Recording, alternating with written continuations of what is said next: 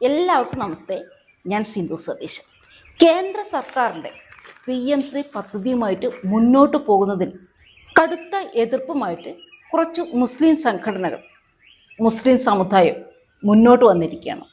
ഇവരൊക്കെ പറയുന്നത് PM-ശ്രീ പദ്ധതിയിൽ നിന്ന് കേരള സർക്കാർ പിന്മാറണം എന്നാണ്. എൻ്റെ ഒരു സംശയം, ഈ സർക്കാർ സ്കൂളുകളിൽ മുസ്ലിം വിഭാഗത്തിൽപ്പെട്ട കുട്ടികൾ മാത്രമാണോ പഠിക്കുന്നത്? അല്ല, ഈ കേന്ദ്ര സർക്കാരിൻ്റെ പദ്ധതി കേരളത്തിൽ നിന്ന് പാടെ ഒഴിവാക്കണം എന്ന് പറഞ്ഞുകൊണ്ട് മുസ്ലിം സംഘടനകൾ മുന്നോട്ട് വരുന്നത് കൊണ്ടുള്ള ഒരു സംശയമാണ്.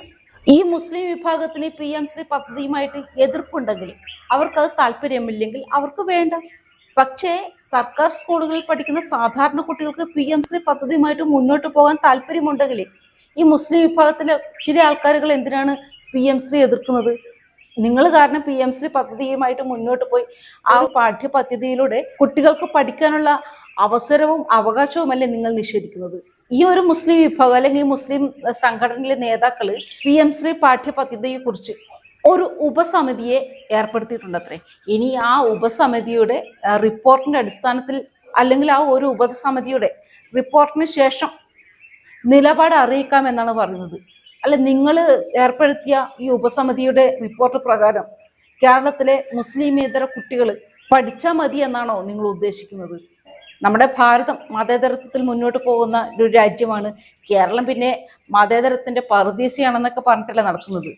അങ്ങനെയുള്ള കേരളത്തിൽ ഞങ്ങൾ പറയുന്നത് മാത്രം നടത്തിയാൽ മതി, നടന്നാൽ മതി എന്ന് പറഞ്ഞാൽ അവിടെ എവിടെയാണ് ഒരു മതേതരത്വമുള്ളത്? ഈ ഉപസമിതിയുടെ റിപ്പോർട്ട് വന്നതിന് ശേഷം മാത്രം ഒരു നിലപാട് പറയാമെന്ന് പറഞ്ഞിരിക്കുന്നത് സമസ്തയുടെ ജിഫ്രി മുത്തുക്കോയ തങ്ങളാണ്. അല്ല, ഈ മുസ്ലിം സംഘടനകൾ ഏർപ്പെടുത്തിയ ഉപസമിതിയുടെ റിപ്പോർട്ട് പ്രകാരം നിലപാട് അറിയിക്കാമെന്ന് പറയുമ്പോൾ സമസ്തയ്ക്ക് സമ്മതമാണെങ്കിൽ മാത്രം കേരളത്തിലെ മറ്റ് മതവിഭാഗത്തിലുള്ള കുട്ടികൾ പഠിച്ചാൽ മതിയോ? ഇനി സമസ്ത പറയുന്ന വാക്കുകൾ കേട്ട് അവർക്ക് സമ്മതമാണെങ്കിൽ ഈ പദ്ധതി നടപ്പിലാക്കാം, ഇനി അവർക്ക് സമ്മതമില്ലെങ്കിൽ ഈ പദ്ധതി നടപ്പാക്കില്ല. അങ്ങനെ ഒരു നിലപാട് കേരള സർക്കാർ എടുത്തു കഴിഞ്ഞാൽ കേരളത്തിലെ പാവപ്പെട്ട സാധാരണക്കാരുടെ കുട്ടികളുടെ നന്നായി പഠിച്ചു വളരാനുള്ള ഒരു അവസരമാണ് സർക്കാർ ഈ ബാലിശമായ വാശിയിലൂടെ നിഷേധിക്കുന്നത്. ഞാൻ ഈ ജിഫ്രി മുത്തുക്കോയ തങ്ങളോട് ചോദിക്കുന്ന ഒരു ചോദ്യം എന്താണെന്ന് വെച്ച് കഴിഞ്ഞാൽ, നിങ്ങളെ കുടുംബത്തിൽ എത്ര കുട്ടികളുണ്ട് ഈ സർക്കാർ സ്കൂളുകളിൽ പോയി പഠിക്കുന്നത്? നിങ്ങളുടെയൊക്കെ കുട്ടികൾ CBSE സിലബസിൽ ഇംഗ്ലീഷ് മീഡിയത്തിൽ പഠിക്കുന്ന കുട്ടികളായിരിക്കും. സർക്കാർ സ്കൂളുകളിൽ പോകുന്നത് അന്നന്നത്തെ അന്നത്തിന് പകുതി ജോലി ചെയ്യുന്ന, തൊഴിൽ ചെയ്യുന്ന സാധാരണക്കാരുടെ കുട്ടികളാണ്. അവർക്ക് ഈ പാഠ്യപദ്ധതിയിൽ ചേർന്ന് പഠിക്കാനാണ് ഇഷ്ടമെങ്കിൽ നിങ്ങളായിട്ട് എന്തിനാണ് ഒരു വിലങ്ങ് തടിയാവുന്നത്? അധികാരം കിട്ടാൻ വേണ്ടി, നമ്മുടെ കേരളത്തിലെ അധികാര കസേരയിൽ ഇരിക്കാൻ വേണ്ടി മതമൗലികവാദികളുടെ തിണ്ണം നിരങ്ങാൻ പോയി കഴിഞ്ഞാൽ ഇത് തന്നെയായിരിക്കും അനന്തരഫലം. ഈ UDF സർക്കാർ അധികാരത്തിൽ വന്നു കഴിഞ്ഞാൽ PM-ശ്രീ പദ്ധതി നടപ്പിലാക്കില്ല എന്ന് അവർ പറഞ്ഞിട്ടുണ്ടത്രേ. അതാണത്രേ അവരുടെ തെരഞ്ഞെടുപ്പ് വാഗ്ദാനങ്ങളിലൊന്ന്.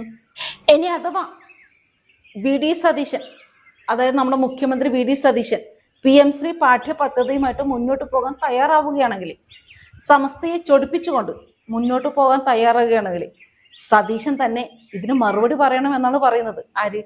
സമസ്തയുടെ നേതാവ് ജിഫ്രി മുത്തുക്കോയ തങ്ങൾ. ജനങ്ങൾക്കും ചരിത്ര സത്യങ്ങൾക്കും എതിരാണ് PM-ശ്രീ പാഠ്യപദ്ധതിയെങ്കിൽ ആ പദ്ധതിയിൽ നിന്ന് പിൻവാങ്ങണം. ഇത് സംസ്ഥയുടെ ഓർഡറാണ്. അനുസരിച്ചിട്ടില്ലെങ്കിൽ പണി പുറകിലേ വരും അവറാച്ച. അല്ല, ഈ ചരിത്ര സത്യം എന്നൊക്കെ പറയുന്നത് എന്തായിരിക്കും?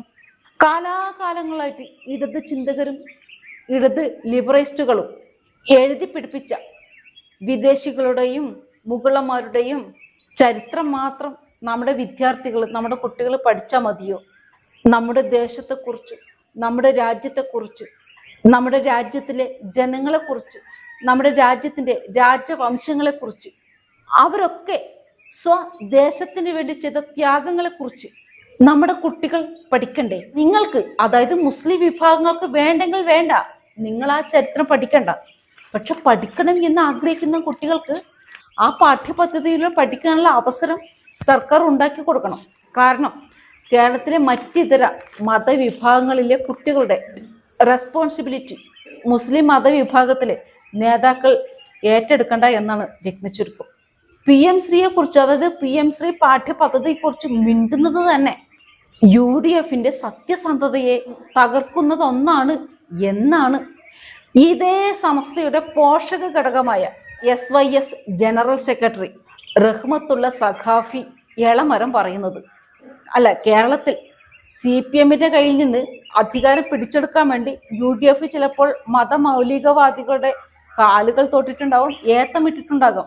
അതുകൊണ്ടാണല്ലോ ഞങ്ങൾ പറയുന്നത് മാത്രം നിങ്ങൾ ചെയ്താൽ മതി, നിങ്ങളവിടെ കസേരയിൽ ഇരുന്നാൽ മതി, എന്തൊക്കെ ചെയ്യണമെന്ന് ഞങ്ങൾ തീരുമാനിക്കും എന്ന് അവർ പറയുന്നത്. ഈ റഹ്മത്തുള്ള പറയുന്നത് മുൻ സർക്കാർ, അതായത് പിണറായി വിജയൻ സർക്കാർ PMC പദ്ധതി നടപ്പിലാക്കാൻ വേണ്ടി ശ്രമിച്ചിട്ടുണ്ടത്രേ. എന്നാൽ കേരളത്തിലെ മുസ്ലിങ്ങൾ ഒന്നാകെ ഒറ്റക്കെട്ടായിട്ട് എതിർത്തപ്പോൾ ആ പദ്ധതി വേണ്ട എന്നും പറഞ്ഞിട്ട് എട്ടായി മടക്കി പോക്കറ്റിലിട്ട് എന്നാണ് പറയുന്നത്. ഇത് മറ്റ് മതസ്ഥര് കണ്ടുപഠിക്കണം, എങ്ങനെയാണ് അവരുടെ ജിഹാദ് കേരളത്തിൽ നടപ്പിലാക്കുന്നത് എന്ന്. അപ്പോഴും എൻ്റെ മനസ്സിലുള്ള മറ്റൊരു ചോദ്യം എന്ന് പറഞ്ഞാൽ, ആരുടെ മുന്നിലും നട്ടെല്ല് വളയ്ക്കാത്ത പിണറായി വിജയൻ സമസ്തയുടെ മുന്നിൽ സമസ്താപരാധം പറഞ്ഞ് നട്ടെല്ല് വളച്ചു എന്നല്ലേ അതിനർത്ഥം? നമ്മുടെ കേരളം, അതായത് UDFന്റെ ഈ ജനവിരുദ്ധ, ഏത് PMC പാഠ്യപദ്ധതി നടപ്പിലാക്കാൻ ശ്രമിക്കുന്ന ഈ ജനവിരുദ്ധ പ്രവർത്തനത്തെ ചോദ്യം ചെയ്യാൻ മതേതര കേരളത്തിൽ ആരുമില്ലേ എന്നാണ് മത നേതാക്കൾ വന്ന് ചോദിക്കുന്നത്. എന്തൊരു വിരോധാഭാസമാണ് അല്ലേ? മതേതരം എന്ന് പറയാൻ ഇവർക്കൊക്കെ എന്ത് യോഗ്യതയാണുള്ളത്? ഒരു മത നേതാവ് വന്നിട്ടാണ് കേരളത്തിന്റെ മതേതരത്വത്തെ കുറിച്ച് വാചാലനാവുന്നത്. കഷ്ടം. നമ്മുടെ ഈ മതേതര കേരളത്തിൽ PMC പാഠ്യപദ്ധതിക്കെതിരെ മുസ്ലിം സംഘടനകളിലെ നേതാക്കളല്ലാതെ മറ്റേതെങ്കിലും മതസംഘടനയിലെ നേതാക്കൾ മുന്നോട്ട് വന്നതായിട്ട് നിങ്ങൾ കണ്ടിട്ടുണ്ടോ? ഇല്ല, അങ്ങനെ ആരും വന്നിട്ടില്ല. അവർക്കൊന്നും ഈ PMC പാഠ്യപദ്ധതിയെ എതിർക്കണമെന്ന് യാതൊരു ഉദ്ദേശവുമില്ല, അല്ലെങ്കിൽ ആഗ്രഹവുമില്ല. സത്യത്തിൽ ഈ മുസ്ലിം മത നേതാക്കൾക്ക് മാത്രം PMC പാഠ്യപദ്ധതിയിൽ എന്താണ് ഇത്ര എതിർപ്പ്? ഈ പാഠ്യപദ്ധതിയിലൂടെ പഠിപ്പിക്കുന്നത് മതവിരുദ്ധതയൊന്നും അല്ലല്ലോ. സംഘപരിവാറിന്റെ പേരും പറഞ്ഞുകൊണ്ട് PMC പാഠ്യപദ്ധതിയെ എതിർക്കുകയും ആ പാഠ്യപദ്ധതി കേരളത്തിൽ നടപ്പിലാക്കാൻ സമ്മതിക്കാതിരിക്കുകയും ചെയ്യുന്നത് സാധാരണക്കാരുടെ കുട്ടികളെ നല്ല രീതിയിൽ പഠിച്ചു വളരാനുള്ള സാഹചര്യത്തെയാണ് നിങ്ങൾ നിഷേധിക്കുന്നത്. അവരുടെ പഠിച്ചു വളരാനുള്ള അവകാശത്തെയാണ് നിങ്ങൾ തല്ലി തകർക്കുന്നത്. ഇന്നല്ലെങ്കിൽ നാളെ നിങ്ങൾക്ക് പറയേണ്ടി വരും, PMC പാഠ്യപദ്ധതി തന്നെയാണ് ഏറ്റവും ഉത്തമമായ പാഠ്യപദ്ധതി എന്ന്. മറ്റൊരു നല്ലൊരു വീഡിയോ ആയിട്ട് ഉടൻ വരുന്നിരിക്കും. അതിൽ എല്ലാവർക്കും ജയ് ഹിന്ദ്.